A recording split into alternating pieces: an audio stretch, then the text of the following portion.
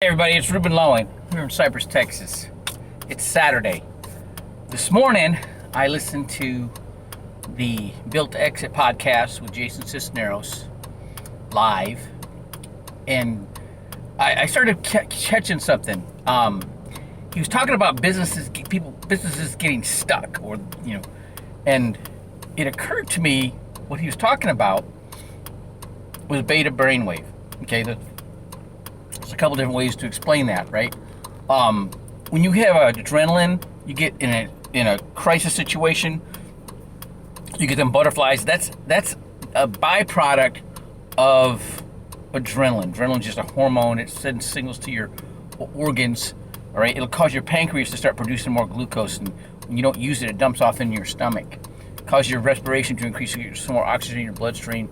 It'll cause a delay in your thinking process, so you can't think and do. You can't bring in new information. You got to just react, and you're going to go to your subconscious database, those things that you already know, and you're going to do it harder and faster. Okay, but if you're in a situation where what's in your subconscious database doesn't have the solution to get you out of it, you get stuck. Okay, you get that's where you get paralysis. Okay, that's that deer in the headlights situation. Okay, and that's what he was talking about a lot today. And I'm with this young guy, and he's in a crazy situation. His cell phone got damaged. He borrowed a phone from somebody. It was it was the wrong kind of phone or whatever. All right, it had challenges. Gave him a lot of challenges, right? And he got on the internet to find a solution, a free solution, and it wasn't free. They ended up charging him. So he calls his bank, and they locked his debit card, and so now he's got no phone, or he had no phone, and he had no money. Okay, so I had to let him use my phone. I gave him a ride to the bank, and somehow he was able to use his passport, take a picture of it, send it to the website, and he was able to get money out of his ATM so he can get a new phone, right? And I'm like, how did this happen? This happened because he didn't get insurance on his phone. It's worth it. Get insurance on your phone. And it occurred to me, well, then I'm like, okay, the internet's not your friend anymore, okay? And so there's all kinds of stuff like this situation. They bait you into a scam, okay? There's all kinds of traps out there, okay? And so I advised him that you need to find subject matter experts, okay? That's exactly what Jason Cisneros was talking about on his podcast today, okay? And when it comes to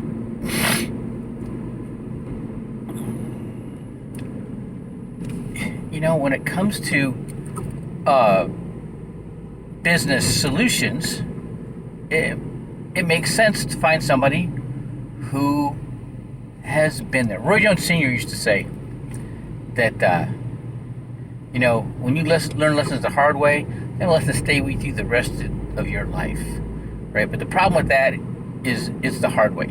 You can't do anything with that information except tell it to somebody else, because you can't benefit it at all, because you already had that hard lesson happen to you, okay? You can't benefit from learning the lesson other than teach it to somebody else. The best thing to do is learn from somebody else's mistakes. Okay, be humble and listen. Figure out who you can trust. Okay, and it's not a good idea for a bunch of young guys to be giving each other advice. Okay, if you look at the leadership structure in a Navy SEAL platoon, it's always the experienced guy, especially when it comes to mission planning. The experienced guys help the new guys gain experiential wisdom faster through the lessons learned or the SOPs. Okay? Same thing in business. All right? Same thing with finances. My dad tried to give me financial advice. He'd say, he told me the difference between good debt and bad debt. He said, bad debt was like a credit card. The interest rate's so high, the payments are so low, you'll never pay it off.